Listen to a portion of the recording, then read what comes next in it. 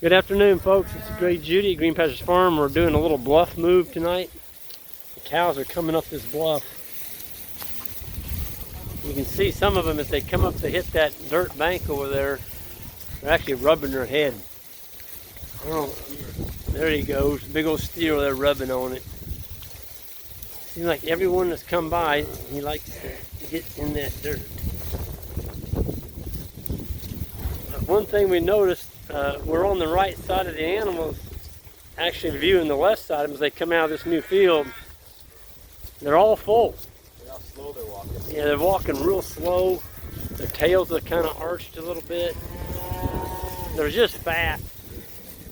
Good condition on those animals. Slick as a button. And the boys, we split this paddock. This is a new farm. It fastens on to our lifetime lease. And there's about 17 acres in this bottom. And Ben and Isaac, you want to tell me what y'all did? Yeah, so there's a water point back here in the middle of the paddock. Okay. We went from the other side of that water paddock, ran up to this corner. Okay. And this is going to be our first paddock, and then the rest of it we split in two. Now that water point you're talking about, is that a creek or a pond? What kind of water point? No, that's it's a plastic quick coupler hooked up to polyethylene pipe that's running from a hydrant all the way up on the hill. Now you said polyethylene pipe. Is that buried or is that on top of the ground? Nope, it's on top of the ground. On top of the ground, which means that we can't use it in the winter. So we're just going to have to come up with another solution for a winter water system. Okay. I don't know what the history is why you didn't end up burying the pipe, but you could probably explain It's because you don't have the lease. Right. Like, yeah. This was a 7-year lease, and it was up in 2007. So we've had it an additional 13 years. If I'd have known that I could have kept this farm that long, I would have buried it.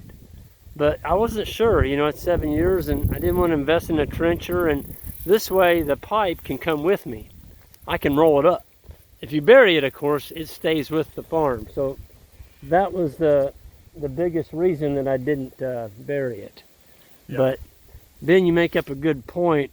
When you don't bury it, it does limit the amount of grazing. Yep. You know, you can't come down here in the wintertime.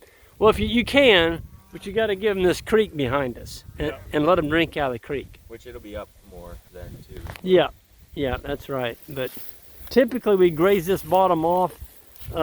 We get it all grazed by December, and we just kind of take up all of our hoses and everything. And if we do come in the wintertime, we just use the creek, and we have done that. It's a little different because when you use the creek is over here on this side, right here, and so the animals have to walk the full length of this bottom to come back to drink. And it works. It's not ideal, but yeah, the way it's set up, it's kind of almost a wagon wheel approach, kind of. We've got the tank in the middle, and we're just making little pie shapes going around the pasture. Right. And you'll set up was that a 100-gallon tank? Yeah, 100 gallons. 100 gallon. We did a little Instagram video on it this morning when we were waiting for it to fill up.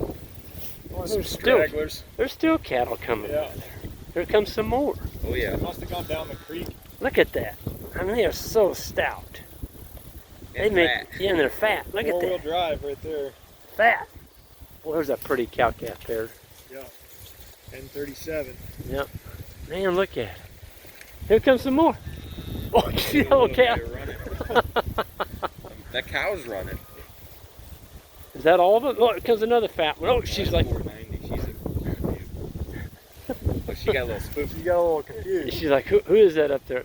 Yeah! Here she comes. Here she comes. Running up the hill point. No problem. Maybe that's all of them. Probably not. There's probably something. What do y'all think about the forage out here? It's just crazy. It's pretty much ideal. It's like, it's just reaching that peak of palatability and bulk, but it's not getting too mature. Yeah. So there's really good digestibility to this grass. Absolutely. And a lot of good grass. It's not just pure clover. Yeah. Like, you look at this bite that they're gonna take. I'm not gonna rip it off. Yeah, don't tear that off, please. Like, that's just That's just like perfect. Yeah. It's tender enough that you could rip it. Yep. They're gonna be able to rip it easy, but it's mature enough that they're gonna get enough. And guys, Carbohydrates in there. this is October 4th? Something like Fifth. that. 5th. October 5th. My goodness, where did the summer go? I know. But I think, you know, if we split this whole thing into 3, just stay on it, you know, 12 hours and move them, we're going to be able to have quite a bit of grass left here. Oh, yeah. Well, the thing is, they're going in full. So Yeah. they're not gonna eat. They're not going to eat that much. Yeah. That's right, they're full. So they're gonna eat a little bit here, just the best, and then they're gonna move tomorrow morning, eat a little bit, Yep. and just all the way along until we get. Well, I mean, that's the goal for the rest of the. Right. Until it freezes. Right. This morning it froze. I mean, Yeah, it's- we had a frost. that's our second frost of the year. It was in the 30s. Especially this bottom. This bottom had a good layer of frost on it. Yeah. I actually broke out my Carhartt coveralls this morning. And they felt pretty good on that four-wheeler. Yeah. Then about 8:30 they needed to come off. Yeah, it was crazy. By 10 o'clock, me and Ben, we were picking up fence. We were already in like sweatshirts. Like, Yeah. We didn't have anything else on anymore. Can y'all, if you had to pick a better fall day, this would be about it, wouldn't it? Yeah. I mean, Perfect. no clouds, There's a nice breeze, 65, 70 degrees. Doesn't get any better. Oh, there's one. I told you. What? There's another one? Oh, big old fat girl. That's a heifer. Where have you been, honey? I've been eating. Look at that. Isn't she a beaut? Yeah. I mean, you can't hardly draw them any better than that. Look at that. Man, she might have a calf in her. It's a young 3-year-old. Yep. Look at that. Boy, she has really got some condition on her. We got a little Yeah. check this out. He's like, Tom, where'd you go? Yeah. That's not his mother. No. So this is going to be interesting to see. We've actually got 3 paddocks here, and then up on top they'll come out of this bottom, and they hit that area up in there, and then we're headed back down F. We just dumped 6 more bales in a washout over here. That's our lifetime lease over there. He's actually standing over there. You can see him by himself. That's his wife. He's in the cow. Yeah, he's in the cows. He's looking for grandma. He's looking for his cow. Steve and Cindy actually own grandma. There you go. So it made his day when we told her that grandma bred back in, what was it? 21 days. 21 Her days. first cycle. First Yeah, cycle. her first cycle. 20-year-old cow, 18 calves, and she bred back in 21 days. That's unbelievable. And Isaac picked up on, she climbed that hill out of that creek a while ago. She was over there fighting that bank. Yeah, she was rubbing on it. Yeah, having a good time. Yeah. So yes, it looks like Steve and Cindy will be having another calf next year out of grandma, which is Crazy. better than any slot machine. There's more. Well, here comes some I more. figured there would be. My gosh. If we stand here all night, maybe they'll just keep coming up that bank. Just appearing out. Yeah. Out of the Oh, there's a couple pretty heifers, guys. Yeah. Oh, yeah. The one in the front is a little more A hairy. little more hairy. I'll take the one in the back. That's one that we bought. Yep. Yeah. Yeah, that's one of the guys that we got from Kansas City. Yeah. She's pretty though. She came out of my bull and my heifers. Oh, look at that shine on that. Look at that. Wow. heifer. Looks spray painted. Like it doesn't look like she has fur, you know? I know. Isn't that amazing? It looks like you took a shear and just sheared her. But we didn't. We don't shear our animals. Any bets that that's the last one?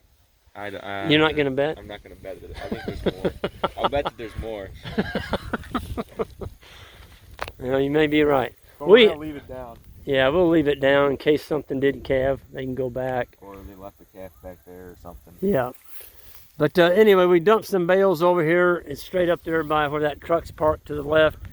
And we took all the netting off of them, threw them in this big ravine. So when this mob comes into that paddock up there, it's going to be pretty interesting to see what happens. I'm going to guess they're going to tear the heck out of them. Yeah.